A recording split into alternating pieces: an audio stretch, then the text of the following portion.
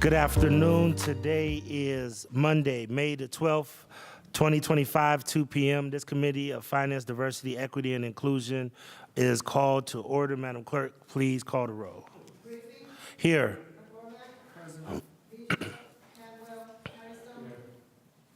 Present. Present. Thank you. I'm not sure if I'm going to, I just want to bring her up to the table if I could very briefly. I know she has another engagement, but I'm asking if Chief Teowin could come to the table. There's a council piece, and I want to make sure that I let my colleagues understand and know one of the reasons why that we are considering this, okay? And what I want to do for this is just hear from Chief Teowin today, and then what I'm probably going to do is wait for approximately a week or so in order till if we really want to move forward with this. But I did want to give her an opportunity to talk about the pros and cons of the Consultant Review Committee. Just so that everybody can understand my thinking on this, the administration was proposing not having a consultant review committee and using a different process. We know that in government that a public process is extremely necessary in order to make sure that we don't skip any processes and that that all the boxes are checked regarding MBE, FBE, and Cleveland Small Business, as well as other issues to make sure that there's no discrepancies as if there was an underperforming contractor or somebody that was underperforming. And there was a process, and I'll let Bonnie go through Chief Teowin to talk about what the CRC did. But I'm a huge proponent of transparency in government, and I'm also a very huge proponent of really trying to have a public process where vendors and others can, I hope they're watching, quit calling me to say that there's no process in place and that the administration is just picking who they would like to. And I was in the process of thinking about codifying the Consultant Review Committee. Chief Teowin has shared some concerns. I'm glad that she walked in. Thank you, Ms. Scalish. But I do have some concerns about making sure that we look at transparency and everything else. So Chief Teowin, if you could tell us a little bit about what the CRC does, and then we might have some questions for you, and then we'll go from there, okay? Thank you. Bonnie Teowin, Chief Operating Officer for the City of Cleveland.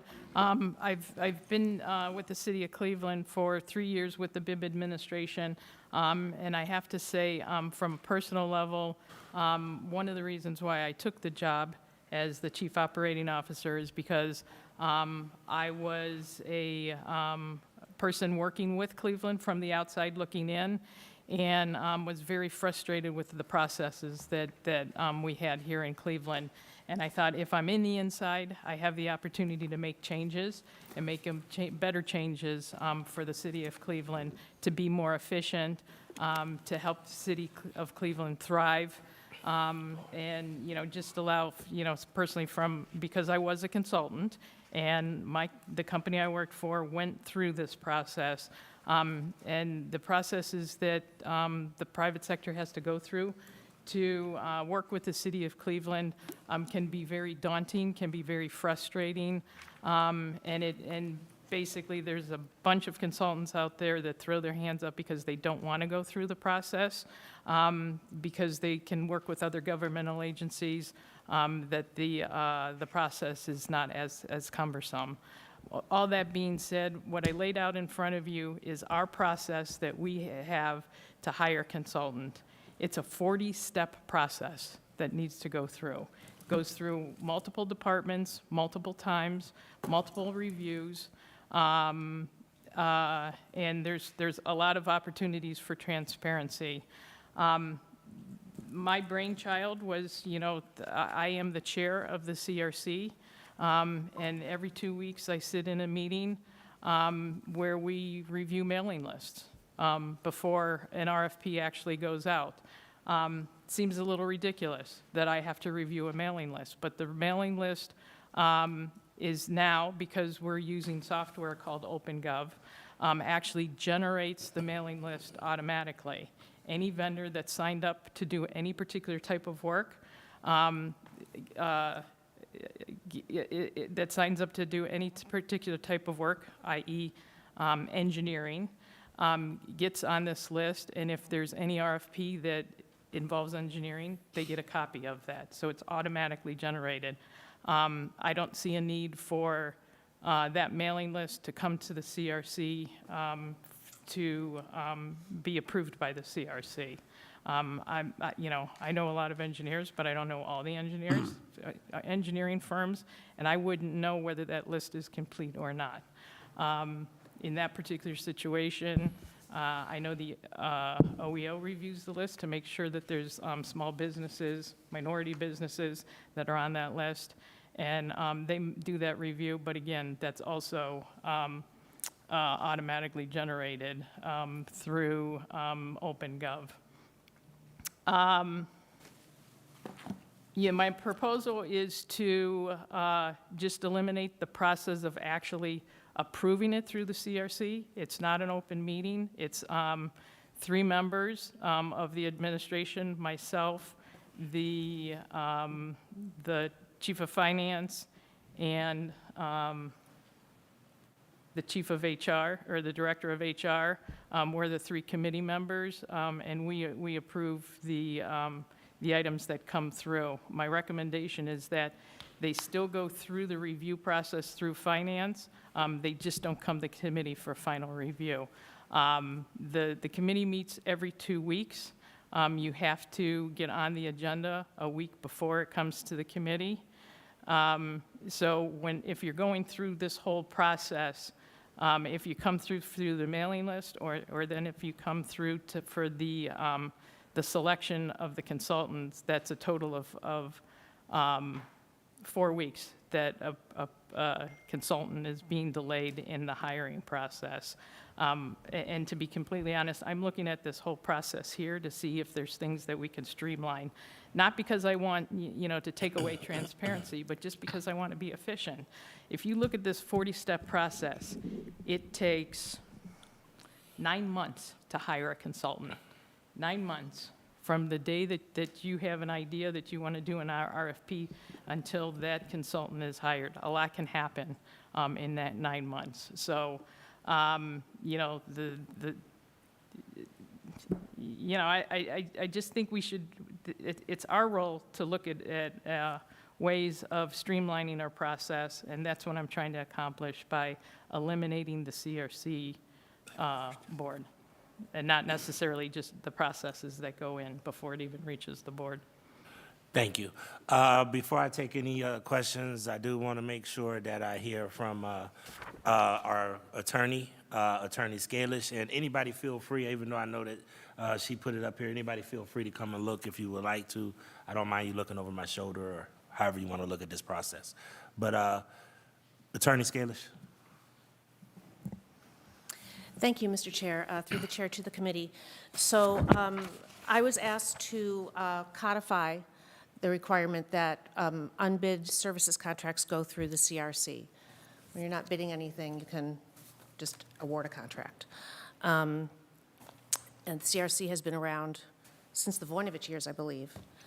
And it assures transparency and competitiveness and fairness in the approval process and the awarding of unbid services contracts. Our ordinance would require it for all unbid services contracts greater than $25,000. It would, for the exceptions, it would be any services acquired through the cooperative purchase agreements and under the charter, direct awards authorized by ordinance, and emergency contracts that'd be authorized under section 181.12 of the codified ordinances. This ordinance would have the CRC be comprised of 5 members: the Director of Finance, the Director of Human Resources, the Director of OEO, 1 person from the Mayor's office appointed by the Mayor, and 1 person appointed by the Council President. And its duties would be, as they mainly are now, to review and approve RFPs and RFQs, review the vendor lists to ensure MBE and FPE participation, review vendor selection processes, including evaluation criteria, scoring and preference ranking, review cost estimates, and review vendor selection to ensure that there's no conflicts of interest. This would apply to any contracts entered into on and after May 15th, this ordinance is passed this evening. And what we found with the OpenGov process is that it's a really good repository for everything, but there seems to us to be no review of the documents coming in and sitting there. Okay. All right, before I take a couple of questions, I do have a couple of my own. And once again, to the council, one of the things that was happening is I started getting a lot of calls from vendors and others to say, hey, Blaine, we don't think the process is fair. And that's what prompted me to start to understand and try to get why would they say that. And once again, I think that the public sometimes doesn't know that we have certain processes in place. But a couple of things that I just want to make sure that I clarify. You said that this is not an open meeting. I thought that all of these processes were open where vendors and reporters or anybody can go to the CRC meetings, if I recall. Or are you saying it was always a closed meeting? There's nothing, to the chair, there's nothing to stop anybody from coming to the meetings, but they're not broadcast, and, yeah, they're not broadcast. Okay. And the second question is, and to the body, I don't really want to like spend a whole hour on this today. I just really want to at least get our appetite wet on this and start thinking about what we really want to do with this. Why isn't OEO at the meeting? Because one of the red flags that we continue to get is that, Blaine, there's not a guarantee or anything given minority contractors or female contractors or Cleveland small businesses an opportunity. Why wouldn't OEO be there to make sure that they vet? Actually, to the chair, they are there, and they do review all the documents. Okay, I thought you said it was three. The chief of finance, the that- chief of, you is the chief of public works, chief of finance, and the human resource director. Are voting members of the CRC, but OEO is there, and they review the documents and sign off on the documents that they're accurate. They're just not a voting member. Okay. And the CRC usually actually vets things to make sure that any department, whether it's the water department, the airport, or whatever, are following all of the steps that they are supposed to take. And you guys do that still with the CRC? To make sure that they're purchasing and procurement processes, because from what my research tells me with the CRC, that it used to be a way for you guys to vet to make sure that the individual departments at the department level, that you vet to make sure that they didn't skip processes or anything else like that. So what happens is the documents in their entirety come to the CRC for us to review, so they're already reviewed ahead of time before they even get to the CRC, through finance, through the individual departments. You can see a lot of this is a review within each of the departments or in finance. And OEO, and the law department. Thank you. Has CRC ever had any red flags of like identifying any bad actors that may not have fulfilled a contract, may not have completed a contract, may not have held up to their OEO standards for the city of Cleveland? Has CRC ever seen, if a person is related to someone or has a relationship? I mean, do they ever look at those kind of things as well? Usually those items are vetted before it gets to the CRC committee. Okay. That's one of the reasons why the CRC thing is important to me, because, and this is no direct challenge or anything. This is me just trying to be good government, Chief, just to let you know. And, I'm not always right, but, I think sometimes in this age, because of technology and because of people really wanting to see things happening faster, that they sometimes want to get rid of certain processes in order to, for the sake of expediency. And, what I want to caution this body is that if we don't have some of these things vetted and some of these things asked for, then it will become our responsibility to try to catch them at the table.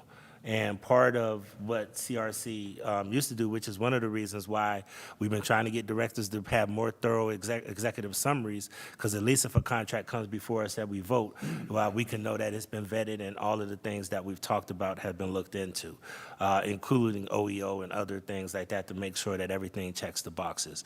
I'm struggling with eliminating processes without understanding the justification. And I understand everybody wants to be more efficient, but I also want to make sure that the public taxpayer dollars have a public, transparent way that we're vetting them and that we are actually making sure that it's a fair, competitive process. So that's the reason that I wanted to just have this discussion. And I know Chief wanted to say one other thing, and then I'll go ahead and take questions from anybody else. Yeah, one thing I do want to acknowledge too, that anything that goes through the CRC also goes through the Board of Control, which is a open public meeting. So, my idea is to just eliminate the CRC approval process. It still goes through all of these steps, and then the final approval still goes through the Board of Control. Okay. Which is open and, which is an open meeting. Well, many of my colleagues over the weekend gave me calls saying, hey, what's this?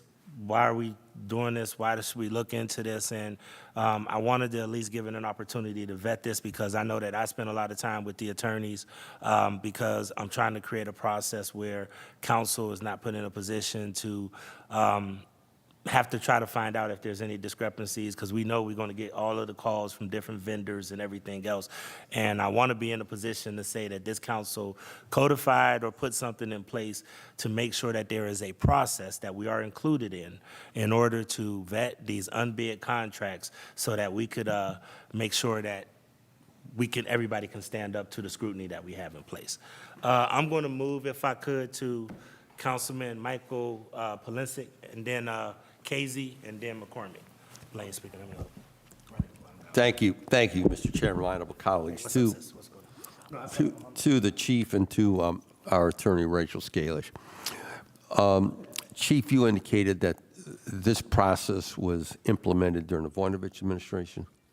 That's what I said. Okay. So prior to, okay. All right. Yeah. Okay. So prior to that, what was in place? Do we know? Oh, I don't know, I'm sorry. I don't know that anything was in place. My understanding is it was implemented because some unfairness happened. Okay. Complaints. There were complaints by potential vendors or? Well before my time, sorry. Okay. Well, again, I was here, but I can't recall that long Okay. ago. And obviously, I'm not aware, I'm trying to think of what engagement took place with the council at that time. That would have been, 82, 83? Do we have a date? I do not, I'm sorry. Okay. So we're talking 40 years ago, at least. Okay. So I'm just trying to get a better understanding. So the legislation that possibly could become before us, still not clear, would do what? The legislation would codify a requirement that unbid services contracts over $25,000 would go through the CRC process. Okay. But not necessarily come back to council. Correct. Okay. So, because right now, anything over $50,000 has to come back to council, correct? Right. Okay. But these are services contracts that understand don't that. necessarily have to be bid. Right. So professional service contracts. So my question is, who defines that this should become a professional service contract? And what isn't a professional service contract? Who makes that call? Well, there are your accountants, your lawyers, Okay. appraisers, that kind of thing. Okay. So, so really it's the call of administration, correct? What becomes a professional service contract? Well, they're not your construction contracts, or, right? So right. that's not a professional service. Okay, But your so- design of a construction is a professional service. But they'll make that call. They'll make that call who they want to hire, correct? Right. Okay. So, let me just say this in my observation across the entire board. I will tell you, Chief, it takes too long to do business in this city, period. period. Every week I have to run interference. Every week I run interference for small businesses to the point that I have become an ombudsman. I'm just like last week dealing with the candy store on Waterloo Road. Since October of last year, trying to get a permit to open a candy store. You know, you would have thought he was opening a marijuana dispensary or a factory. What I went through with this one business. Prior to that, what I went through with Blasian Fusion on 185th, trying to open up a carryout restaurant in the LaSalle Theater Complex. You have no idea what it takes to get a permit here, what it takes to go through one loop after another. And with small businesses, they don't have the attorneys, the accountants to run interference for them. They have to leave their business to come down here and go through grief. The other thing that just, Mr. Chairman and my honorable colleague, just boggles my brain is what we charge developers to put the water tap and the sewer tap in for new houses. Absolutely outrageous. Outrageous. What we charge Habitat, who's building 10 new houses in my neighborhood. So I want to just say this, Mr. Chairman. I'm here for streamlining everything. And maybe the administration needs to step back a moment and figure out who we can bring on to start looking at every department and division. Because what I go through, I'm hands-on. What I go through is ridiculous, And I have gray hair. I'm surprised I don't have no hair dealing with you folks across the hall and upstairs. I got to tell you that. I'm surprised I have hair because it's become so frustrating to me today. My patience is like gone. My diplomacy is gone. It's like you can't get, it's 2025. We can't get squat done around here. It takes forever, Mr. Chairman and my honorable colleagues. It takes forever to get stuff done. We got to figure out how to streamline every department, every division, and make things reasonable. So if this is what I'm going to refer to as, Mr. Chairman, you said transparency. I'm going to go back to our attorney. Do you believe this will make things better? I believe that it will continue to try to make things fair in the approval and the vetting process, Okay. maintain fairness. To applicants. Yes, Okay. yeah. That's what I need to hear, because we're talking about transparency, and we didn't take you, Sure. we didn't make you take an oath at the table, but I want to know, is this going to really make things better, or is it just one more level of bureaucracy that we seem to see every department, every division that we're dealing with It will here? continue to ensure that contracts are sufficiently advertised, and that Okay. there aren't any conflicts of interest, Okay, and yes, fairness in the process. that's what I want to hear. I want to hear that, fairness, and you think the process will be sped up, improve upon? I can't speak to that. You can't speak to that. Okay. Because I tell you, man, we need legislative X-lax around here. Let me tell you, Trying to do that, we got to get things moving around here. trying to do that. It's 2025, for Pete's sake. So, Mr. Chairman, I'll leave it at that. And Councilman, that's why we're going to have a broader discussion, because I'm going to let Chief give her comments, because that's what they're saying, is that they believe, the argument on the table is expediency and efficiency versus process and transparency. And I think that the director is telling me that her process is both. What I'm going to do is hear from a couple of my colleagues. I want to hear from her. And then what I'm probably going to do is hold on to this to have a broader conversation, because I really want to understand better as well as how the two worlds combine. Because as of right now, I don't think OpenGov does it, which is what I've been told. But please Okay. proceed. Yeah. Thank you. So, there's an implication that the process is not fair, which is very offending. If you actually look at OpenGov and you look at the score, the way RFPs are scored, that there's anywhere from 3 to 5 to 7 people that are scoring those RFPs individually. And from those scores, that's how the selection is made. and it's really, it must be a complete misunderstanding of what is done at the administrative level as far as how these, looking at this process, the process and how it's gone through and how it's reviewed by, and the selection is being made. It's very onerous on what you're being scored on. The RFP is specific on what you're being scored on, so that when the vendor submits an RFP or a proposal, that they know exactly what they're being scored at. The individual scores, they go through each of the items and assign a score based on the documentation that's provided of what was provided by the proposal. And then all the scores are added up, and there's a recommendation based on the scores that were provided by each of the scores. It's pretty offensive that you're saying that it's not a fair process. Just because somebody doesn't win a proposal doesn't mean that they weren't given a fair shot. It just means they didn't win. And we're fortunate that we have a few good proposers that propose in Cleveland, but there's always going to be a loser. There's always going to be a loser.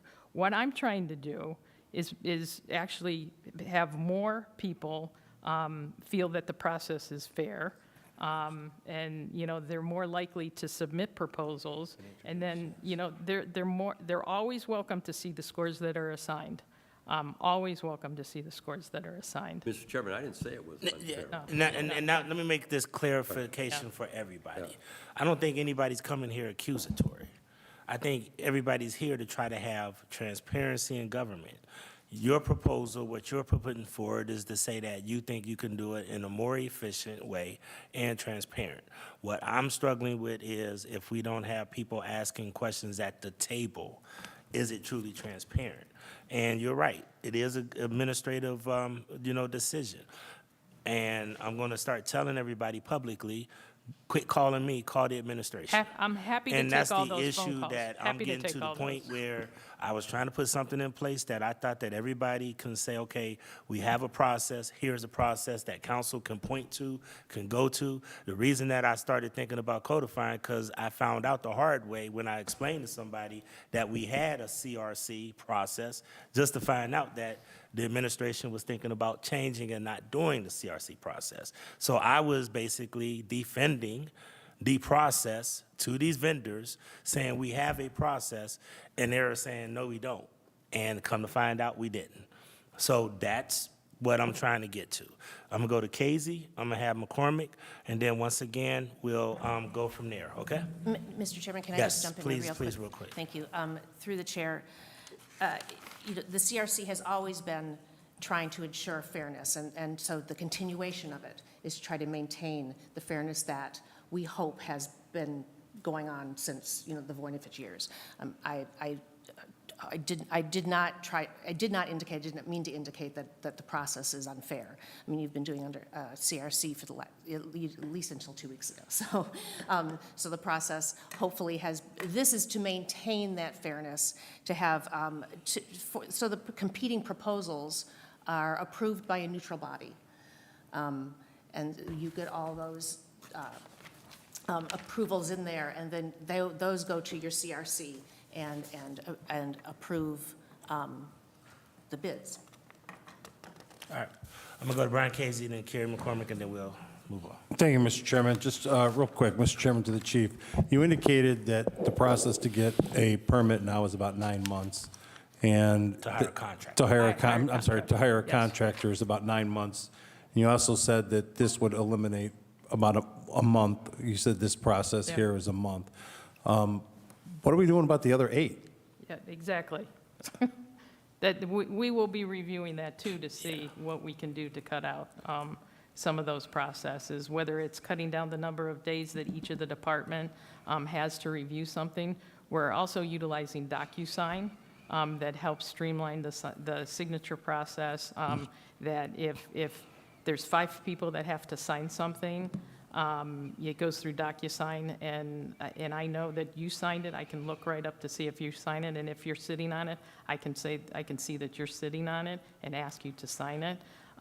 We're actually, and this is to Councilman Polensik's point about hiring somebody. Our Department of Urban AI is going through the process of looking at all of our processes and seeing if there's a way to streamline some of those. So we're looking at all of those things. This isn't the end-all be-all, but it's, it's the first step in what we can do to streamline all of our processes. And you can take any one of our processes and look at it and say there's things that we need to do to cut out the system. And Councilman, if I could have on that point, Sure. just real quick, that's one of the reasons why, and for some reason, the mayor, the chief, Chief Tewin, Chief Davey, we've been in conversations back and forth for the last week over this.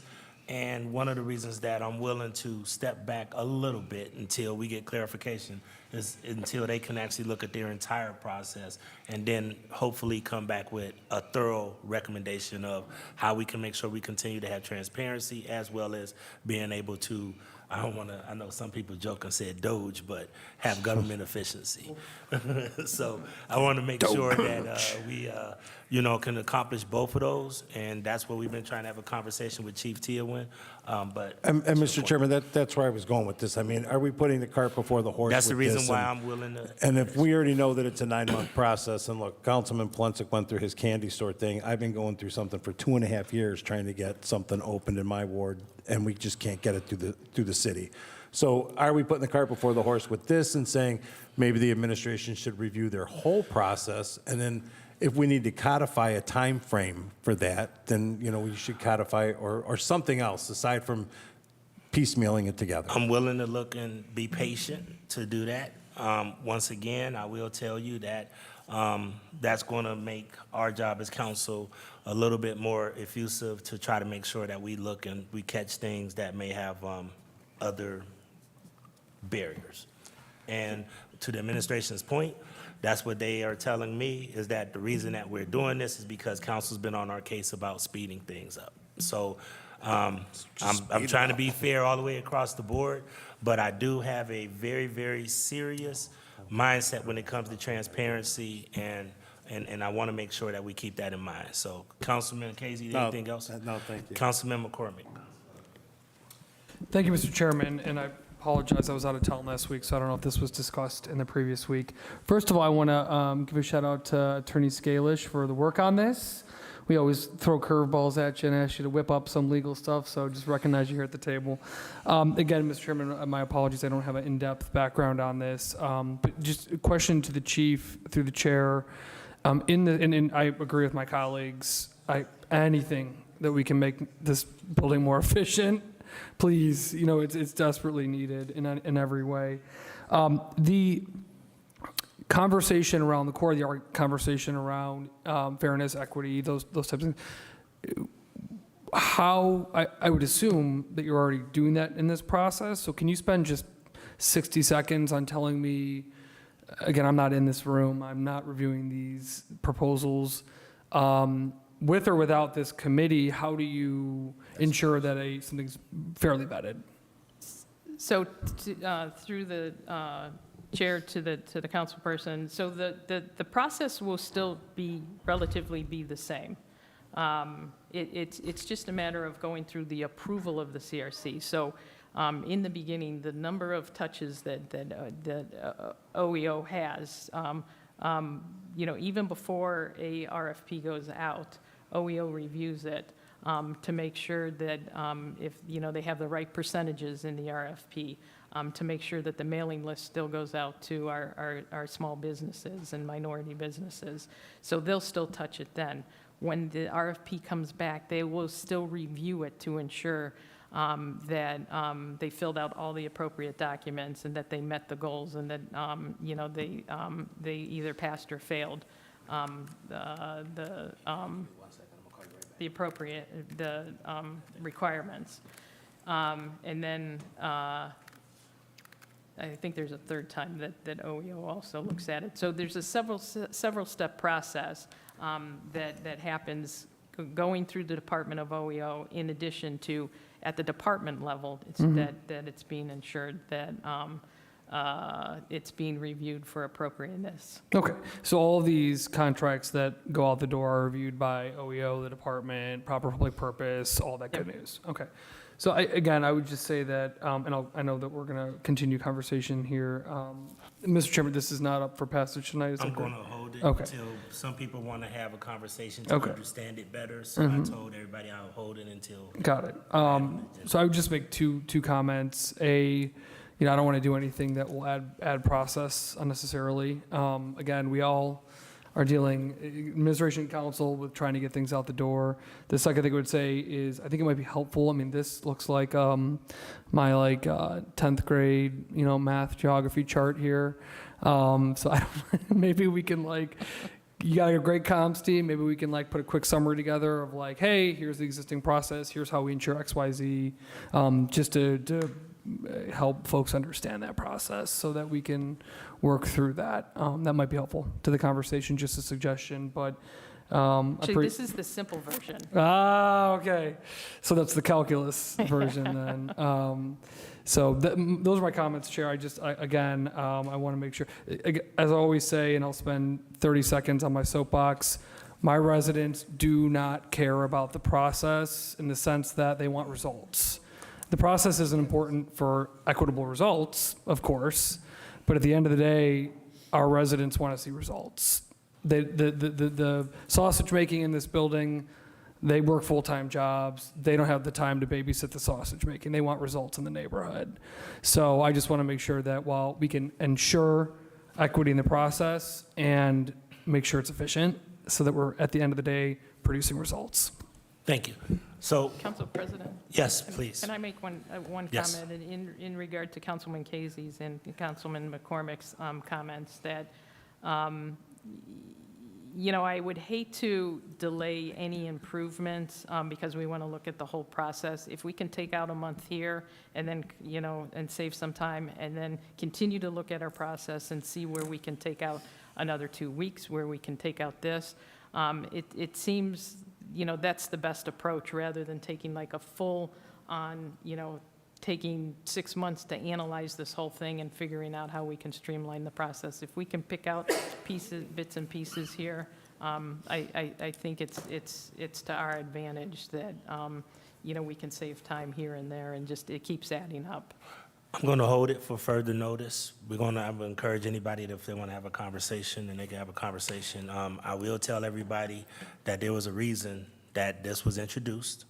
This was a reason why there's a council. There's a reason why these processes are put in place in order to try to vet certain things. But if this council believes that expediency and fast is more important, then I would encourage everybody to have a conversation with Attorney Scalish to get some rationale on why. And let me say this, one of the reasons that I'm also pulling up is because I haven't myself been able to sit down and talk to the body about this more. I wanted to give the chief an opportunity to have a discussion on this as well because she has some thoughts on this. I'm glad that she got her opinions out on the table today. But there's a reason that I put this forth, and it was strictly for public transparency. And quite frankly, I know that everybody thinks that it's a no-brainer or whatever else like that, but these vendors do call and challenge processes. And they do call and say, well, how did this person get picked and how did I get bumped? And to be honest with you, I think Chief is right. I'm just going to tell him to call the chief. I don't know. Because I'm tired of explaining everybody else's processes and jobs in here. And at the end of the day, I'm going to get the blame, or not, I'm going to quit saying that, but council's going to get the blame that somehow we should have done something to ensure more transparency. So just keep that in mind. There was a method to the madness on this. It wasn't an I got you. It wasn't a, that they are done something that is not above board. It was more of a, we got to make sure that we protect the public's transparency and that vendors and others, we can point to a process to say, here is how the process works. That's all this was about. I thank Attorney Scalish for her feedback. I think she wants to give a point, but I will hold it till next time. And- Yes, if I get you first and then Attorney Scalish. And I'm also happy to meet with any one of you to answer any questions, to go over this process with you. I'm happy to do that with anybody. Thank you, Mr. Chair. I actually have a question for the chief. I'm confused. I've heard different things. Is the CRC process going on now, or has it been Yes, eliminated? it It still still continues? is, yes. Okay, thank you. And that was one of the things the administration has agreed to, is that they will keep the CRC process in place until they're able to come to us with a full adjustment or whatever else. And I just wanted you guys to have this conversation. This is only about trying to create good government that, quite frankly, I thought would have protected both the administration and council. But I hear everybody. Everybody's more about efficiency. I just want us to be cautious that we do have a role, and there's a lot of times we got things that come to us that don't have an executive summary, and we can't even explain how it even got to that point. So I just want us to be cautious, and I'll honor the body's commitment. Yes, Mr. Chairman? Please Just a proceed. pointer. You were right on the mark, but one thing you overlooked, besides businesses calling us, unions. yeah, everybody. Unions calling us about why this company got this, and Thank you. And we're local unions, and you're hiring out-of-state people. Thank and you. I needed to mention. So can I give you Yeah. a point? Yeah, I Mr. can give you a Polisi? bunch of points. Your point is the exact thing when they did the billing, that those unions came at us That's because exactly. of the billing issue. Right. And these are the kind of things that I'm trying to say that would have caught those kind of things. Exactly. But So- I'll leave that alone. But keep in mind, this is for professional services. That Okay. would, the I unions understand what would you're not saying, go yeah. through this process We got at you. all. But still, So, yeah. sometimes people conflate things. Yeah. But my point is, that's some of the things that people think that they give lower contracts Right. just to get up under the council's authority, and they're giving it to who they need to without having a process. And I know, Yeah. I'm learning as I go, but my point is, that's what I'm trying to make sure that we could point to. And that's all I was trying to do. But I understand what the body, they want efficiency. I'll let you guys talk to Rachel and Bonnie, I'm sorry, Attorney Scalish and Chief Tillwin, but it was a method and reason we're doing it. Councilmember McCormick wanted to point, then we can move I would on. just, I'll be quick, but I mean, from my perspective, and forgive me for saying this, if we're not a part of the process, then I would just refer to the caller and say, they make these decisions, call them. Happy- That way, happy- I'm just saying happy to from do my that. perspective, Happy to it do just, that. Okay. blame Chief D. I hate to say that, but I mean. I'm good. The point is that like, if the decision-making is, there, I'm sure the chief could then say, hey, here's why we didn't make this decision, here's the decision. Councilman, and, I'm so- holding it, and the reason that I'm holding it is because I hear this body loud and clear that you prefer the efficiency route and make sure that we'll do our thing. I just was looking at a way to try to put good government in place for both sides of the aisle. It wasn't even accusatory, it was more so that it would protect both of us. But I respect that, and we'll move on, okay? And we'll hold this for further discussion. If we see that the process is not transparent, or if we see that there's other fairness issues, we'll keep this on the table in courting if we want to revisit it, okay? Thank you. Thank you, Chief Tillman. Keep in mind, I was a consultant before Jeremy, so we call up and look at the scores. Yeah. See what our scores were, and where we could do better next. And, you know, I never called the council person and complained that I did a good job. All right. We gotta look at the scores. All right, thanks, Chief. Thank you, appreciate everything. All right. We're gonna go to public utilities. I'm gonna ask if Director Kane and his team could come up here, whoever he'd like. This should move relatively fast, so every one of the commissioners, as long as your piece is before us, okay? This is ordinance number 325-2025 by council members Casey and Griffin by departmental request. An emergency ordinance authorizing the Director of Public Utilities to enter into one or more contracts with Oracle, Inc. for the hosting and managed service support associated with Oracle customer care and billing systems for the divisions of Water and Cleveland Public Power, Department of Public Utilities for a period of 2 years with 2 one-year options to renew, exercisable by the Director of Public Utilities. Director. Thank you. Thank you, Chairman, members of the committee. The Oracle CCNB system manages customer billing, meter reading, meter inventory, customer appointments, and related reporting. It's also integrated with several other systems, including AMR, bill printing, electronic bill presentment, payment, and cashiering. Oracle maintains a primary secured data center, also a disaster recovery secondary site and provides managed services over the database. This is for the licensing and hosting and also professional services for a period of 1 year with 2 one-year options to renew. Current contracts expire in August of this year. Thank you. Councilman Casey, Duly vetted and recommended for passage. any questions regarding ordinance number 325, 2025? So moved. It stands approved.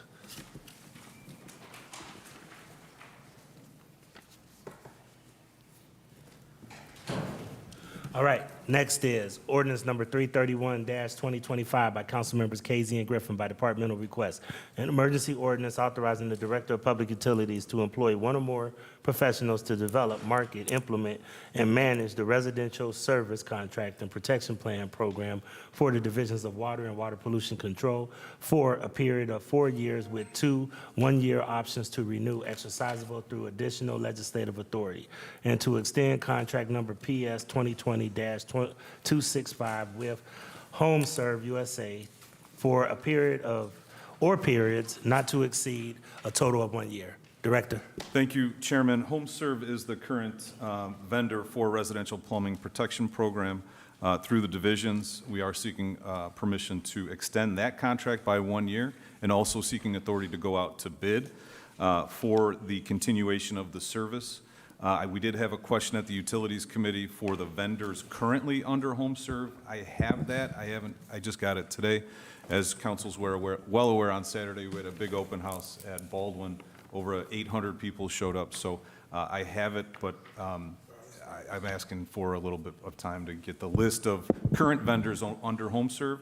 But again, this is a twofold piece of legislation because we know should a new vendor be selected through the procurement process, there will be time for a transition. 70,000 customers currently participate in over 145,000 plans. So this is a big part of what we do for our customer. We're just going to need some time to transition. Thank you. Councilman Casey. Duly vetted it, and we recommend it for passage. Thank you. Seeing no other questions, ordinance number 331-2025 stands approved. Next is ordinance number 332-2025 by Councilmembers Casey and Griffin by departmental request, an emergency ordinance authorizing the purchase by one or more requirement contracts of water mains, fire hydrants, service connections, valves, and appurtenances for the division of water, and one or more requirement contracts for concrete repair, tree lawn restoration, pavement restoration, including but not limited to materials, labor, and installation as necessary for the divisions of water, water pollution control, and Cleveland Public Power, Department of Public Utilities for a period or periods not to exceed a total of 2 years. Director. Thank you, Chairman. This is our contract assistance legislation where every couple years we come for seeking authority to go out to bid to find vendors to assist in the operation, primarily at the Division of Water, but for resurfacing, asphalt, utility cuts at the Division of Cleveland Public Power and Water Pollution Control. We also give those, well, in the event of inclement weather, when we have trouble keeping up, we use these contracts to assist in those regards. And when we have very significant incidents throughout our service area, we would call on vendors like this to coordinate a bigger project. So therefore, we don't have to deplete our resources and equipment to a single event from start to finish. So it is something we use throughout the Division of Public Utilities, primarily at water, in staff augmentation. We do go out to bid, and current bids, or the current contracts expire at the end of this year.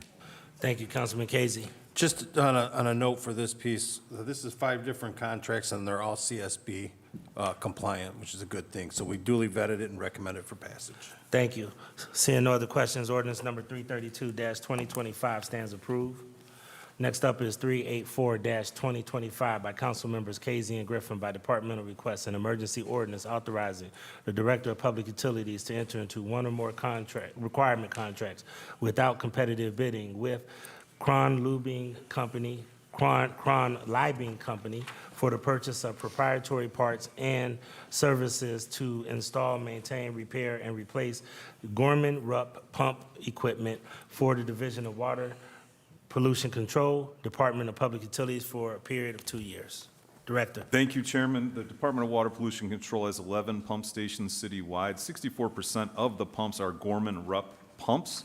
There is a sole source to Crown Liebing Company, We're looking to continue that relationship to maintain these pumps, which are an integral part of the water pollution control system. Anticipated $100,000 per year is what we budget. Thank you. Councilman Casey? Duly vetted and recommended for passage. Thank you. And I know we had a commissioner at the table with us today. Commissioner, thank you so much. All right. Seeing no other questions, ordinance number 384-2025 stands approved. Next up is ordinance number 424-2025 by Councilmembers Casey and Griffin by departmental request, an emergency ordinance authorizing the Director of Public Utilities to exercise the first option to renew contract PS 2023-0208 with Pinckney Enterprises LLC, DBA Take a Break Quick Catering to provide for the operation of a first-class food and beverage service at the Carl B. Stokes Public Utilities Building. Director. Thank you, Chairman. We do have a small kitchen area at Carl B. Stokes Public Utilities Building, 600 square feet. We do have a vendor. The vendor has had some growing pains. However, we are happy with the current services being provided and are looking to extend that for 1 year. Thank you. Councilman Casey? Duly vetted and recommended for passage out of utilities. All right, thank you. Seeing no other questions, ordinance number 424-2025 stands approved. Next up is ordinance number 426-2025 by Councilmembers Casey and Griffin by departmental request, an emergency ordinance determining the method of making the public improvement of maintaining and improving the interior and exterior of various buildings and sites, including but not limited to roofs and related building and site systems, authorizing the Director of Public Utilities to enter into one or more public improvement contracts to construct the improvement, authorizing the Director to employ one or more professional consultants necessary to design the improvement, and authorizing the Director to apply for and accept any grants, including but not limited to grants from the Northeast Ohio Regional Sewer District for community cost-sharing program funding for a period of 2 years. Director. Thank you, Chairman. This ordinance gives us the authority to enter into public improvement contracts or professional service contracts to maintain public utilities properties.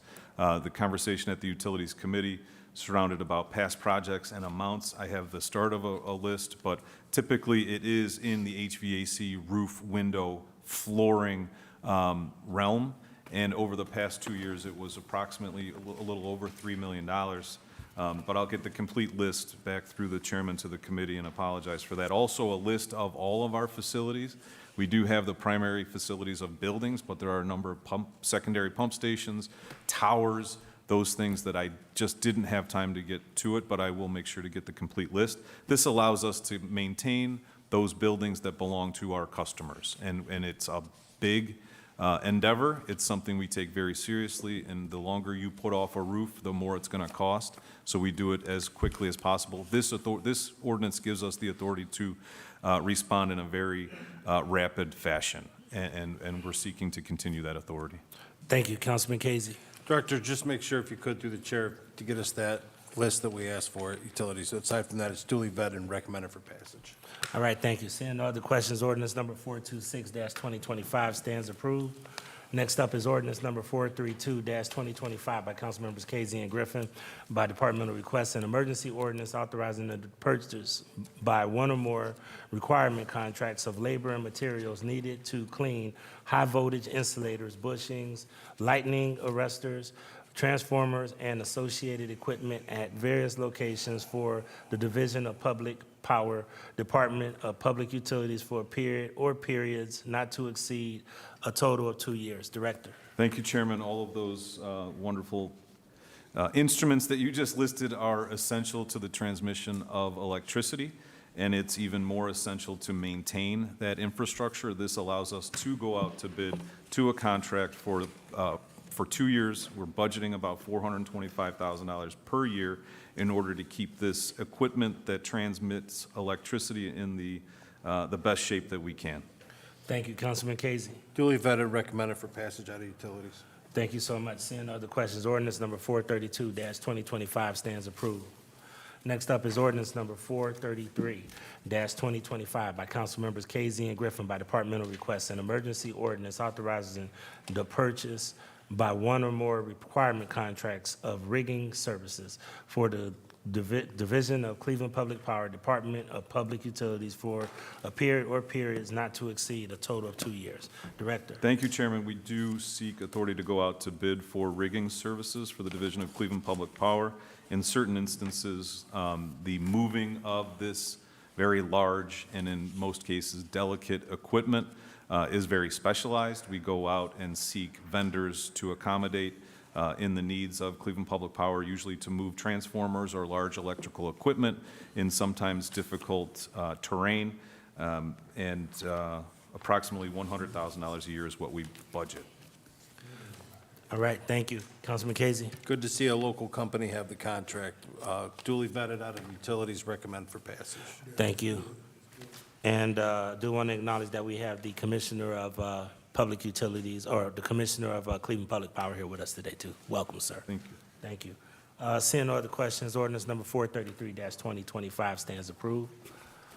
Next up is ordinance number 463-2025 by council members Casey and Griffin by departmental request, an emergency ordinance authorizing the Director of Public Utilities to enter into one or more requirement contracts without competitive bidding with Business Inc. for the purchase of various proprietary equipment and services to maintain and replace existing components of various drinking water systems for the Division of Water, Department of Public Utilities for a term of 2 years. Director.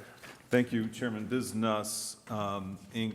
is the proprietary vendor for a number of manufacturers locally and we use it to maintain and replace components including but not limited to valve parts, process scale parts, sensors, pump cards, chemical feed equipment parts, computerized hardware training and computer firmware updates anticipated to cost about $700,000 a year. We historically had budgeted $600,000 a year, but we are anticipating cost increases in this specialized equipment as having received notice from a number of these vendors due to market fluctuations. Thank you. Councilman Casey. Duly vetted and recommended for passage out of utilities. Thank you. Seeing no other questions, ordinance number 463-2025 stands approved. Next is ordinance number 464-2025 by council members Casey and Griffin by departmental request, an emergency ordinance authorizing the Director of Public Utilities to exercise the first option to renew contract number CT 2002 PS 2024-23 with Partners Environmental Consulting, Inc., to provide environmental health, safety, and engineering services for the Division of Water, Water Pollution Control, and Cleveland Public Power, Department of Public Utilities. Director. Thank you, Chairman. We are seeking the first one-year option to renew with Partners Environmental Consulting. They have been performing very well technically and administratively, delivering quality work at competitive rates. These are for things including employee health and safety support, regulatory training, environmental permit assistance, asbestos surveys, forensic investigations, so on. We do recommend continuing that and anticipate the cost for the one-year option to be approximately $372,000. Thank you, Councilman Casey. Duly vetted and recommended for passage out of utilities. Thank you. Councilman Kevin Conwell. With, just a sidebar, but it is on cost. Who's the purchasing and procurement person that's with you through the chair to the director? Because they're doing the contracts and they're ordering what we need. Chairman, to the council members, so the procurement side would have been with Commissioner Tiffany White Johnson here when we let the contract, but it's currently being managed for the Department of Public Utilities out of risk. So it would be our risk safety folks that would manage the Partners Environmental. No, I mean the whole, you're pushing a lot of authority, which is, I'm there, and it's a need. But, because I want to look at cost also. Did our costs go up with these, with these tariffs and everything? Did the costs go up? Chairman. For purchasing widgets, purchasing fuel, and purchasing other kind of equipment? I'm just sitting back here listening. Yes, Chairman, to the council members, certainly not really in the Partners Environmental, but in the last one with the proprietary components for the distribution of water or whatever that one was. That's why we are increasing, because we have received notice from several vendors as to any number of, I can't put my finger on why they're sending this, but they are anticipating cost increases. So we are monitoring it closely. We have not felt it yet, but in the instance of business with those components, the replacement parts, if we have to replace, we do anticipate an increase in the budget amount. So what is your plan to try to control costs, preventive maintenance, or Yes. whatever the case may be? I'm listening to the chair. Chairman of the council member, absolutely. I mean, preventative maintenance and the maintenance of our equipment is the number one. How we extend the useful life of this equipment, in some instances, is very, very expensive equipment that takes a huge timeline to replace. So we maintain, we keep a very close eye on it, and Chairman to the council member, if we need to replace it, you'll be the first to hear about it, because we Oh, got I to know come we're to you. So we gotta, when you do your meetings, you're looking at cost closely, right? And preventive maintenance, because of the atmosphere, it's gonna hurt us in the long run. Absolutely, Chairman of the council member. So I was just listening, that's all. Thank you. Thank you. Seeing no other questions, ordinance number 464-2025 stands approved. Next is ordinance number 490-2025 by Councilmembers Casey and Griffin by departmental request, an emergency ordinance authorizing the purchase by one or more requirement contracts of underwater diving inspection, cleaning, debris removal, and occasional repair of submerged and water field facilities for the Division of Water, Department of Public Utilities for a period of 2 years. Director. Thank you, Chairman. Very specialized, very important work to a water system are the diving services. We are seeking authority to go out to bid for diving services, providing the services that you outlined in the summary. We budget approximately $500,000 per year. Current contract expires in September of this year. Thank you. Councilman Casey. Duly vetted, recommended for passage. Thank you. Seeing no questions, ordinance number 490-2025 stands approved. Please sign on. Next is ordinance number 492-2025 by council members Casey and Griffin by departmental request, an emergency ordinance authorizing the purchase by one or more requirement contracts of water pumps, electric motors, controls, transformers, circuit breakers, switch gear, and appurtenances for materials, equipment, supplies, parts, and services necessary to test, maintain, replace, and repair water pumps, electric motors, controls, transformers, circuit breakers, switch gear, and appurtenances, including but not limited to inspection, supplies, repairing, testing, labor, and installation if necessary for the Division of Water, Department of Public Utilities for a period of up to 2 years. The Director. Thank you, Chairman. As council's well aware, 4 drinking water plants, 10 secondary pump stations, a lot of pumps of every size, voltage, whatever you could think of exists in the Division of Water. The maintenance of those pumps is critical to our delivery of high-quality water, approximately $1 million a year for 2 years going out to bid. Thank you, Councilman Casey. Duly vetted in utilities and recommended for passage. Thank you. Seeing no other questions, ordinance number 492-2025 stands approved. Next is ordinance number 527-2025 by Councilmembers Casey and Griffin by departmental request. An emergency ordinance to amend Section 1 of ordinance number 1086-2023, passed November 13th, 2023, relating to authorizing the general fund to receive and use revenue from tax remittances collected by Cleveland Public Power during the years 2024 and 2025, and transfer 100% of tax remittances collected in both years back to Cleveland Public Power to extend through additional years. Director. Thank you, Chairman. The Division of Cleveland Public Power is required to charge a kilowatt-hour tax under the Ohio Revised Code. Those taxes are collected by the state of Ohio. They are then annually remitted to the general fund of the city of Cleveland. This ordinance allows the general fund of the city of Cleveland to remit those tax proceeds to the Division of Cleveland Public Power for the general operations of the division. We do anticipate approximately $6 million in kilowatt-hour tax in 2025. And this would give us the authority 26 and 27, Chairman. Thank you, Councilman Casey.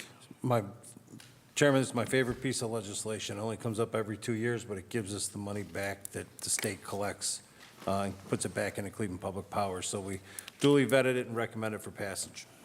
Thank you. I have a question on that. Councilman Kevin Conwell.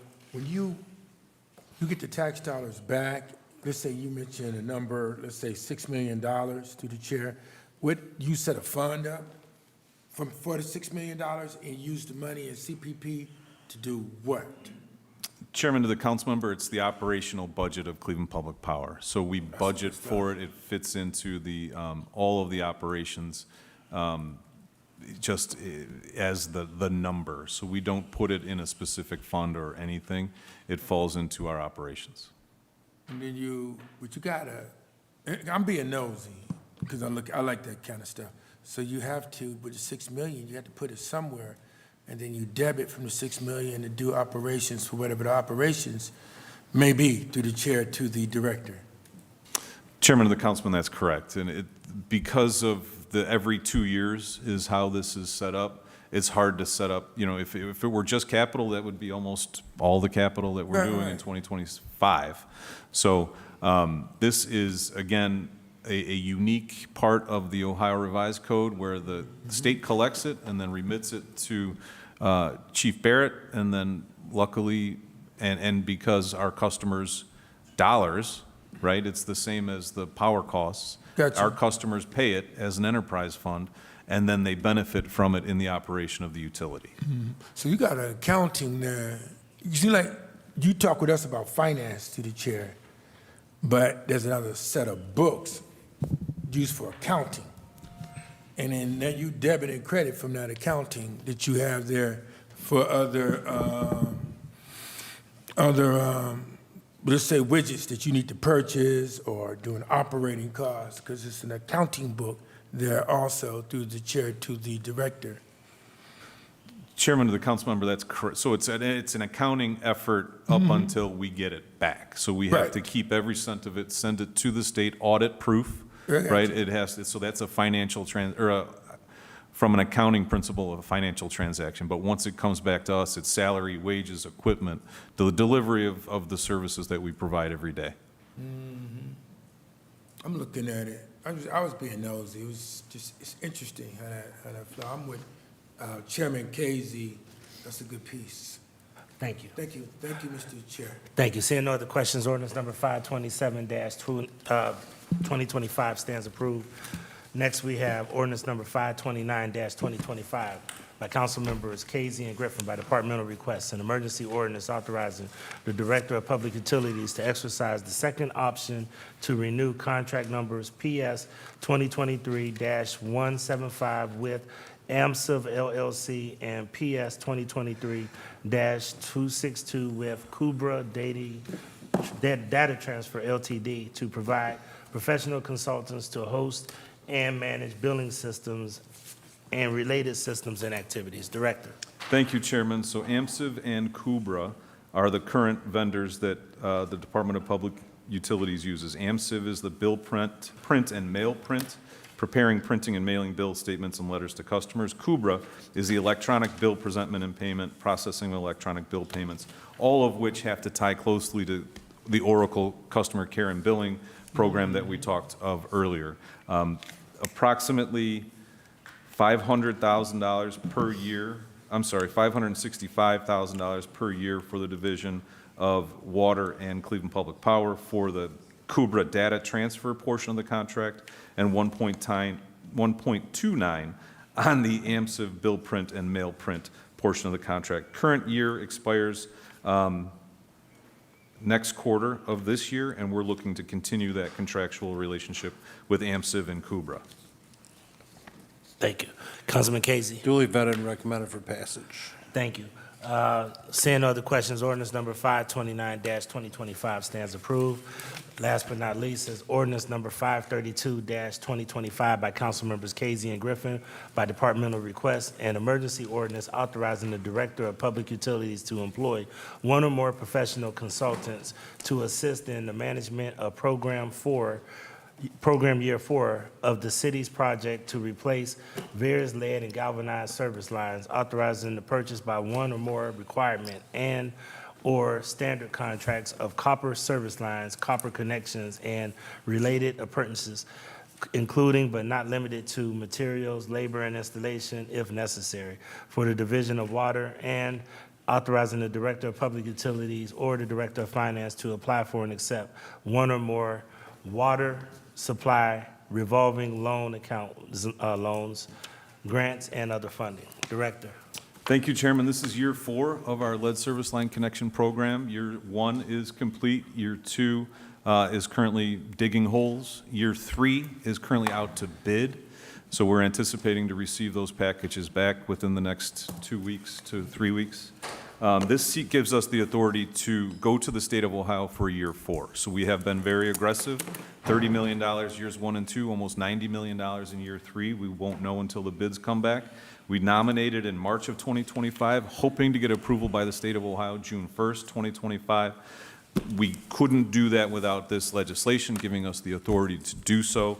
These are the bipartisan infrastructure law funds, which there's another year left as we currently understand it, which would 47% of the loans is 0% for 20 years, and 53% is principal forgiveness, i.e. a grant. So we're seeking the authority to continue this program. Thank you. Councilman Casey. Duly vetted and recommended for passage out of utilities. Thank you. Seeing no other questions, ordinance number 532-2025 stands approved. Thank you, Director. Appreciate Thank you. it. Thank you. Director? We had the dream team up here today. We'll go to.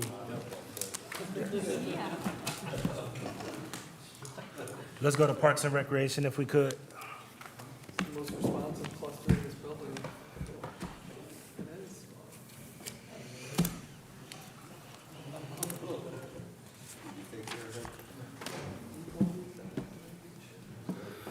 All right, thank you. First up is ordinance number 243-2025, as amended by council members Bishop and Griffin by departmental request, an emergency ordinance to amend section 133.31 of the codified ordinances of Cleveland, Ohio, 1976, enacted by ordinance number 521-2024, passed July 10th, 2024, relating to the Highland Park Golf Course and banquet room rates. And there is an amendment. I'll read the amendment. It says there is no legal objection to this legislation if amended as follows. In section 1, add amended section 131.31A, line 5, strike 1. In line 7, strike A, and insert 1. In line 14, strike B, and in line 20, strike C, and insert 2. In line 26, strike D and insert 3, and in division A, strike subdivision 2 off-season rates in its entirety. Number 2, in section 1, add existing division A 1B of section 133.031 at Friday at 18 holes walking, strike 23, and insert 29, and existing division A 1D at senior asterisk junior at 18 holes riding, strike 36, 38, and 40, and insert 37, 37, and 39 respectively. And number 3, in section 1, at amended section 133.31C, at additional rates charges, line 3, strike up to $10 or $16 and insert up to $12 and $18. In line 4, strike up to $14 and $20 and insert up to $16 and $22. In line 5, strike up to $7 and $13 and insert up to $8 and $13 and strike line 8, beginning with high school in its entirety. This was dated 5/7/25 by Geraldine Butler, Assistant Director of Law. Director Nichols? Thank you, Chairman, Council President. I'm presenting today on a request to update fees at Highland Park Golf Course, and this item was presented this morning at the Municipal Services and Properties Committee. As this golf operation builds and grows, it's important that they continue to monitor and to have the opportunity to update fees on an annual basis. The cost for labor, materials, and supplies goes up annually, And in order for this operation to be successful, it's important that our fees for that location change. It is requested that we update fees on a 2-year basis, so we don't have to do this every year. Since 2023, when Highland Golf Course Foundation took over that operation, they have continued to make improvements in that space to better serve the residents and the region. They have added cart paths, they have added new tee boxes, drainage, they're working on a driving range and a learning center. The amount of subsidy that the city provides to this operation decreases every year, and there's a 5-year plan for them to be fully independent from the city. So it is requested that City Council approve the fee changes for the years 25 and for 26, and I'll be happy to answer any questions. Thank you. Thank you. Just briefly, you said that the subsidy has decreased each year. Do you have the amount that it decreased by? Because I thought this year's budget or last year, we actually had about the same amount that we gave. I'm a little bit, I want to understand that better because I want to do my own background on that. I thought we gave the same amount of money. So to the chair, in the supplemental amounts for the management of the operation of the golf course in their qualified management agreement, in 2023, the city deposited $500,000. 24, it's $400,000. 25, it's $300,000. 26, $200,000, and 27, $100,000.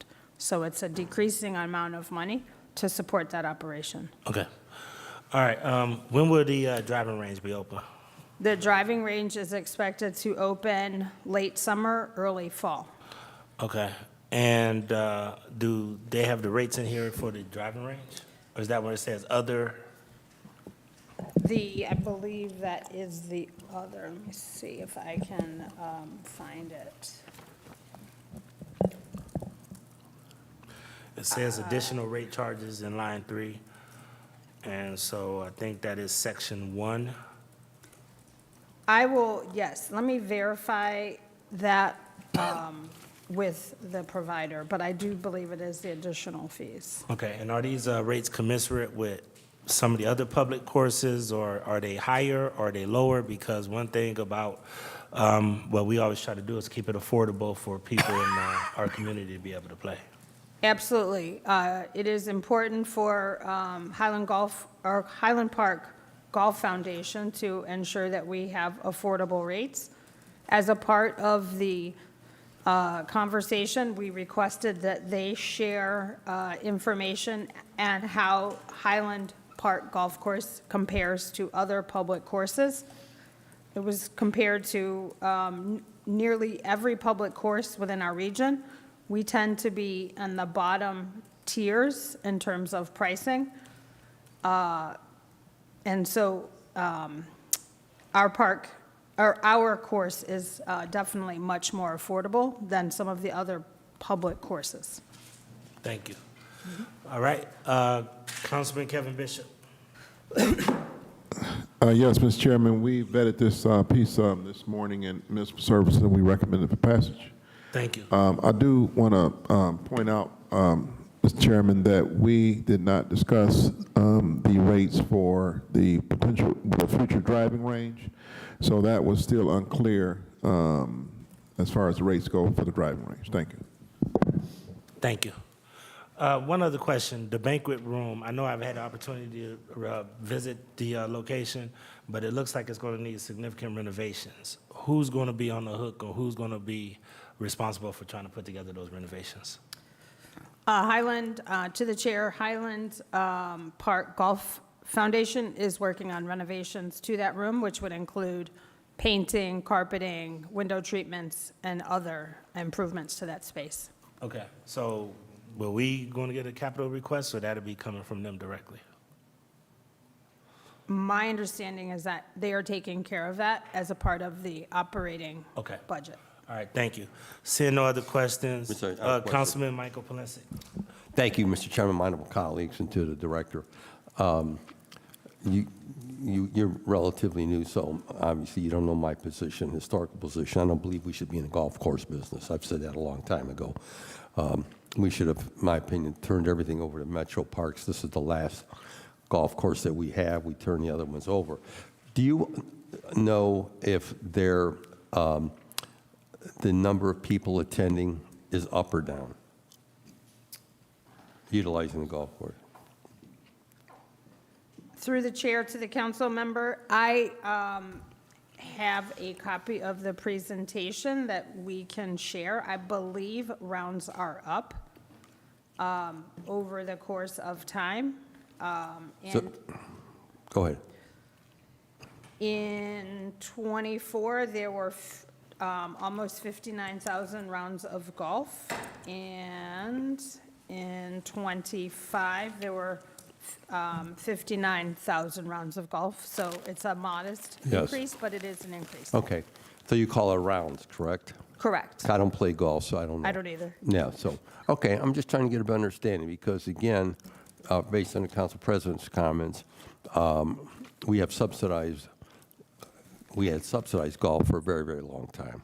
And my concern is playgrounds, rec centers, facilities where kids play, little kids play. So again, I'll take you for your presentation at the table. I hope sometime within the near future that we will no longer have to subsidize golf in the city of Cleveland and focus more on our core mission, providing recreational opportunities for our kids. Thank you very much, Mr. Chairman. Thank you. Seeing no other questions, ordinance number 243-2025 as amended stands approved. Please sign on.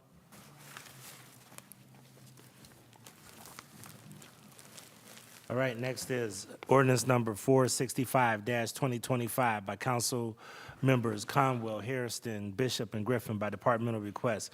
An emergency ordinance authorizing the Director of Parks and Recreation to enter into an agreement with the Cleveland Cultural Gardens Federation to co-sponsor the 2025 One World Day.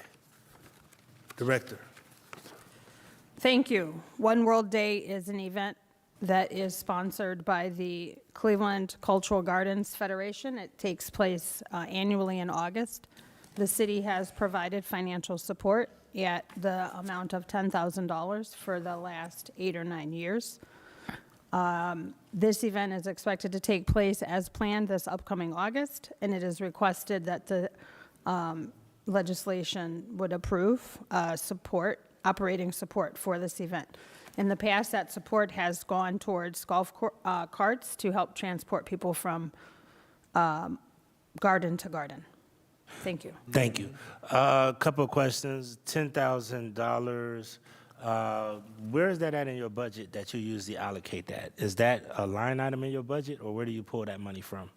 So my understanding is that it has come from Community Relations Board in the past. It has, last year, it came out of the Waste Division of Public Works, and this year, it'll come out of the Recreation Division of Parks and Recreation.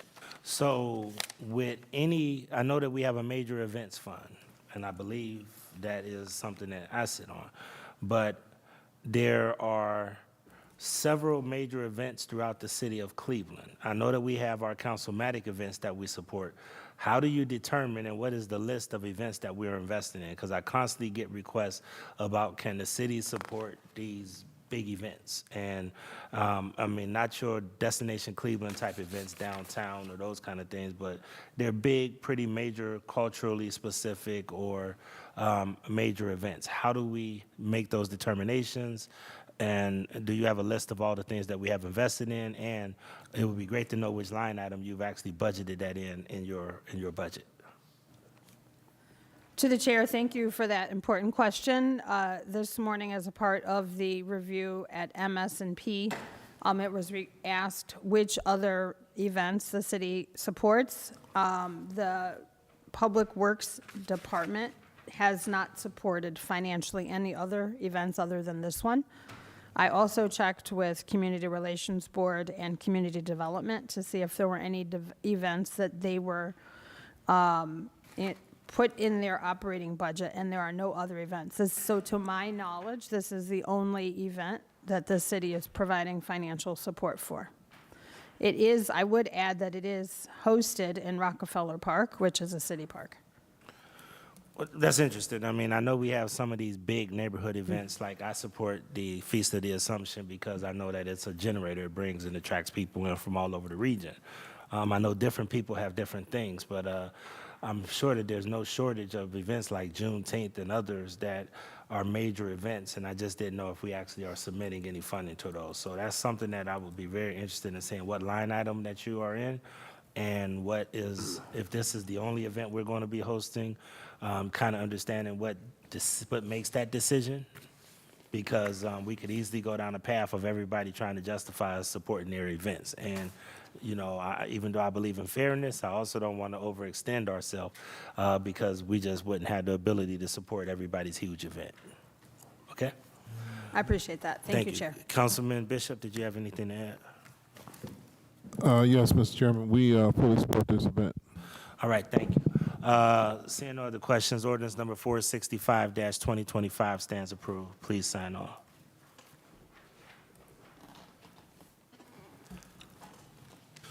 All right, next up is 550-2025 by Council Members Bishop and Griffin by departmental request, an emergency ordinance authorizing the Director of Parks and Recreation to enter into one or more contracts with Case Western Reserve University to provide a youth summer sports, nutrition, health, and life skills development program for 2025 under the National Youth Sports Program supported by Case Western Reserve University. Director. Thank you, Chair. The City of Cleveland Recreation Division has been partnering with Case Western Reserve University for the last several years to host a summer camp at Case for youth in our community. This program offers youth the opportunity to play sports, to have mentoring, guidance, and leadership development opportunities. The funding for this important camp-type program is it's a 5-week program, and the funds cover the cost of instruction, health screenings as required for camps, and then also for meals. And it is requested that City Council approve this funding so that we can continue to provide the National Youth Sports Program in partnership with Case Western Reserve University. Thank you, Councilman Bishop. Yes, Mr. President, we vetted this in municipal service this morning. We fully support this for passage.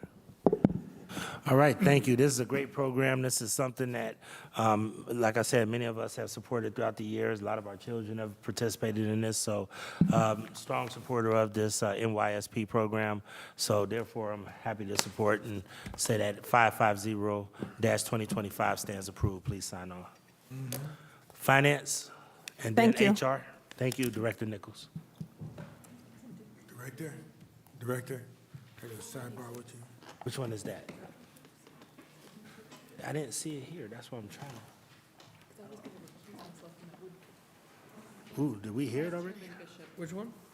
Metro Parks, 496. I thought we didn't have it. Councilman Bishop, did we do 496 this morning? Metro Parks? Yeah, we passed the Metro Parks Oh, it piece. goes to DPS. Oh, it's going to DPS. So it goes to DPS, then it'll go to finance. So that one will passed out of municipal services, but it's now going to DPS, and then it will come to finance. Okay. Okay, thank you. All right, ordinance number 528-2025 by Councilmember Griffin by departmental request, an emergency ordinance to amend section 125.01 of the codified ordinances of Cleveland, Ohio, 1996, as amended by ordinance number 443-2019, passed April 22nd, 2019, relating to director's powers and duties. Director and HR, I think this is about expanding the legal, or expanding the legal team for the prosecutor's office so that they can do more prosecutions to try to get by that charging issue that we were talking about.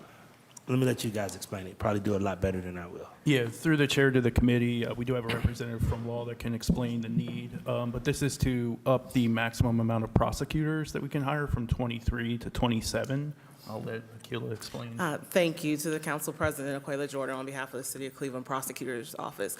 This legislation is to increase the current number of permitted prosecutors from 23 to 27. What we're attempting to do is expand our hours. Currently, your prosecutors work 8 a.m. to 4 p.m. By adding 4 additional prosecutors, we can focus their attention on working that 4 p.m. to midnight shift, expanding our availability to all of our officers in terms of review, to make charging decisions, to expedite cases getting on the court's docket sooner, and just to get more eyes on the cases sooner rather than later. In case our detectives need to go back and do additional work, we have that information up front and can provide better hours for CDP. Thank you.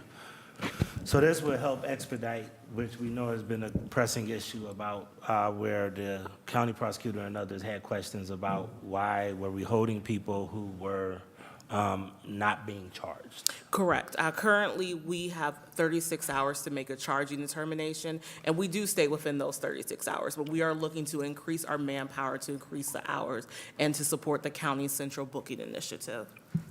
Mr. Chairman, I have a question. Sure. Councilman Mike Polensek. Thank you, Mr. Chairman, my honorable colleagues, and to the administration, to the chief prosecutor. Are there any suburban municipalities not charging? We were told that through the county that we were not charging within the specific time frame, correct? Correct. But according to state statute, we were not violating state statute, were we? To the councilman, through the council chair, correct. We are not in violation of state statute. State statute allows 36 hours. And while there are other municipalities Yes. who present individuals who are not charged to the county jail, our focus is on how do we provide better services to our police officers? Okay. How do we create more resources? How do we better serve our citizens? And while this is coming through the lens of central booking, this is still about how do we better serve Cleveland residents? I understand that. But, so I'm going to get it clear in my own brain here. So it's not different strokes for different folks. What they're requiring of us, are they requiring of the suburbs? I believe my understanding is that this will be expanded to everyone, that the county will be treating everyone the same. That's my understanding. I'm not privy to any contracts that the county has with anyone else, though. Okay, because that's what, Mr. Chairman, that's what I want to make sure, that, because I've read the comments and the whole rigmarole, and again, we find ourselves at times, more and more is the case, at odds with the county, who are supposed to be our partners in this process.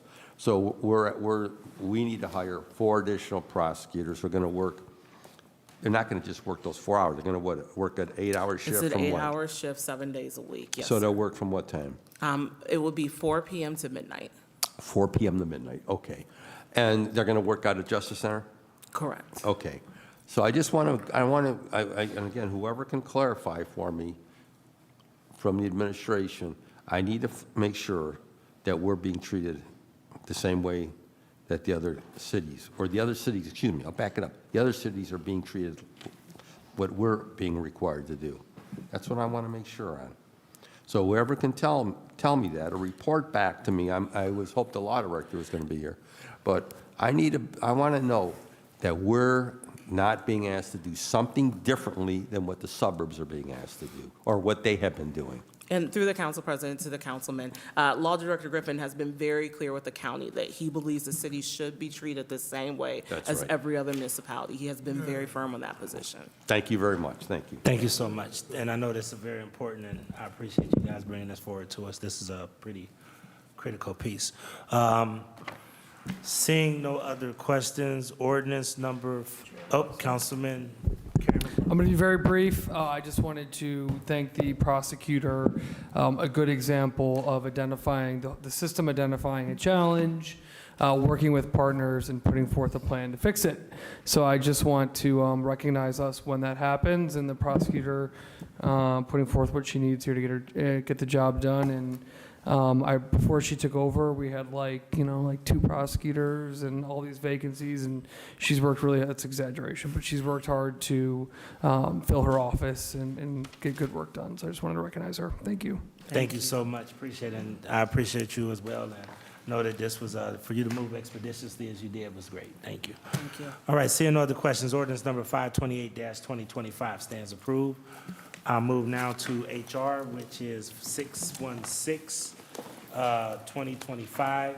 This is by Councilmember Griffin by departmental request, an emergency ordinance approving the collective bargaining agreement with the service employees, maintenance employees, Local 1, SEME, Local 1, and to amend Section 18 of ordinance number 194-2021 passed March 29, 2021, as amended, relating to compensation from various classifications.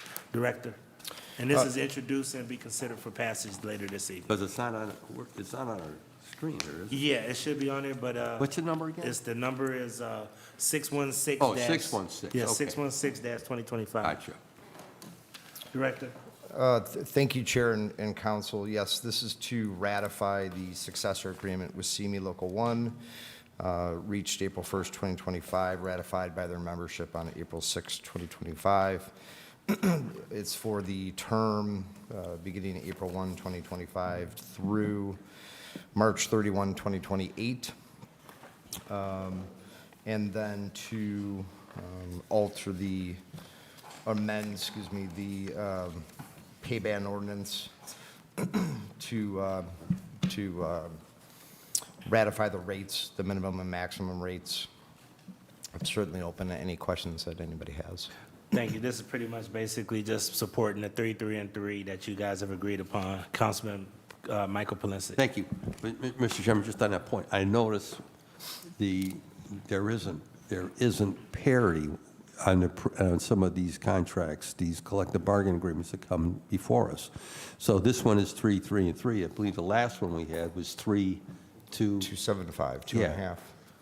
So you're not setting a pattern?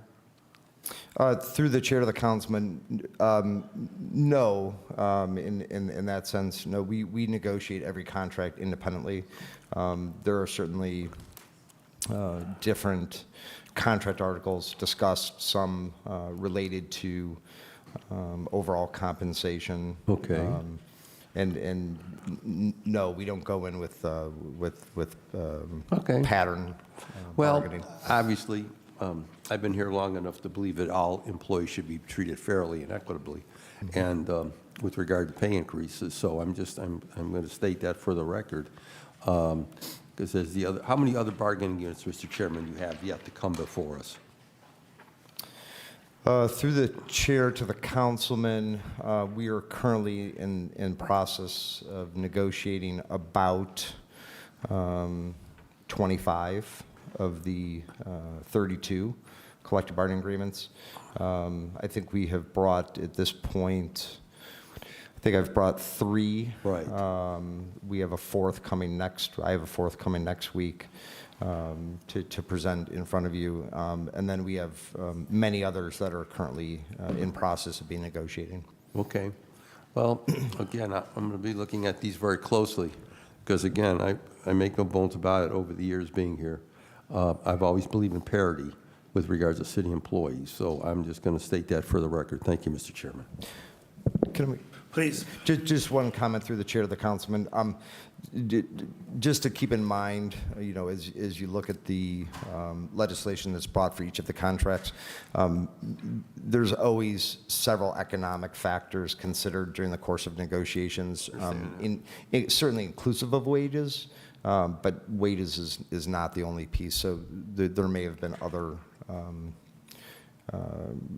pieces related to compensation. And I know in this contract there were, and there are in others as well. So Okay. just as a Thank you. side note. Thank you. Thank you. Seeing no other questions, ordinance number 616-2025 will be heard and considered for passage by the entire body this evening.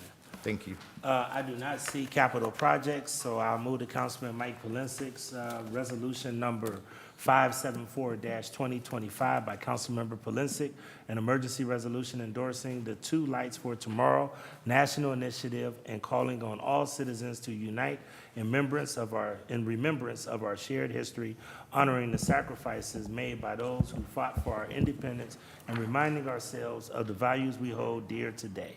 and encouraging all government buildings, community centers, public spaces, and all citizens to take part in this symbolic display by prominently displaying 2 lights for all citizens, or for all to see, as a way of bringing awareness to America's 250th anniversary for this year and beyond. Councilman Mike Valencia. Thank you, Mr. Chairman. What you read spoke for itself. I mean, this is to recognize the 250th anniversary coming up of this great nation and of all the other challenges that we've had and the people who have sacrificed for us to be able to sit at this table. I'm very proud of the fact of being a proud American. And again, I would urge my colleagues to support this resolution. Thank you very much. Can I ask Michael? Councilman Kevin Conwell. Yes, sir. Michael, you are one of my best friends. I like you. I've admired you for a long time. And it's just about like the independence of America, let's say in 1776 until now. Yes, sir. Michael, you know, and you haven't been, you're not in my skin or anything. I'm doing my background history right now at Western Reserve. My people weren't free back then in 1776. We caught HE double hockey sticks back then. And nowhere in this history of this country have we benefited. From 1776, we was there. We fought on the side of the American Revolutionary soldiers that said we were going to be free. And since when the Founding Fathers got their freedom, they kept my people in chains and as slaves and sold us and brought us to the Middle Passage in America. You know that, right? Yes, sir. I certainly know that. Right. I know it is, I think as well as many people, but let me say this to my honorable colleague. I'll go back to what my dear friend Stokes said to me a long, long time ago. With him and Carl went through the segregated military. With all this country's mistakes and blemishes and warts, and all the challenges that we've had, as Lou would always say, it's still the greatest country in the world. And I believe in that. And has there been travesties in the past? Yes. Have there been terrible things that have happened in the course of the history of this country? Yes. But at the end of the day, you and I sit here today being able to express ourselves at this table in a free country, which I hope it will continue to be free and democratic. And so this resolution just recognizes some of the past challenges in history that we've gone through collectively. I'm very much aware of the challenges and what folks have been through in this country. And so again, it speaks for itself, the resolution, and that's all I can say. I mean, I would be remiss if I did not recognize, as you have, some terrible things that have happened in this country. But we have to, we move on collectively, and we try to make our country a better place each and every day, also being mindful of what we've experienced and making sure that we try to correct the mistakes of the past each and every day. That's all I can say. So the resolution stands for itself, and I would ask my colleagues support it, including you, Kev, because I know how passionate you are about this country and about issues in our city. Yeah, it hurts me. You know, Carl, going through the chair to my esteemed colleague, he couldn't even run as a Democrat when he ran for state rep because of racism in America. That's right. He had to run as an independent when he first ran for state rep. Yep. Because the Democrats would not let my people, African Americans, be a part of them, and the Dixiecrats. In the same way when the New Deal with Roosevelt did the New Deal for America, the Dixiecrats said, as long as you don't include African Americans in the New Deal with America for Social Security benefits and all those other kind of benefits. So it hurt us in the redlining that we went through in America, that you see our neighborhoods, how I look on the east side. And that we still go through. There you go, that we still go through. Right. So those, as you know, those things pain me a great, great, great deal, you know. I look at it, you know how I feel. I like you. I'm glad to hear that, Kev. I do, man. I like you. I respect you. I like you. Fought with us a great deal. But, you know, they pain me. You know what I want to say. Sure, I understand. Yes, yes, sir. Thank you very much. Thank you. Thank you. Seeing no other questions, ordinance number 574, resolution number 574-2025 stands approved. Thank you. Thank you, Mr. And Chair. once My again, I do colleagues. not see capital projects, so we'll put it back until they come back. Thank you.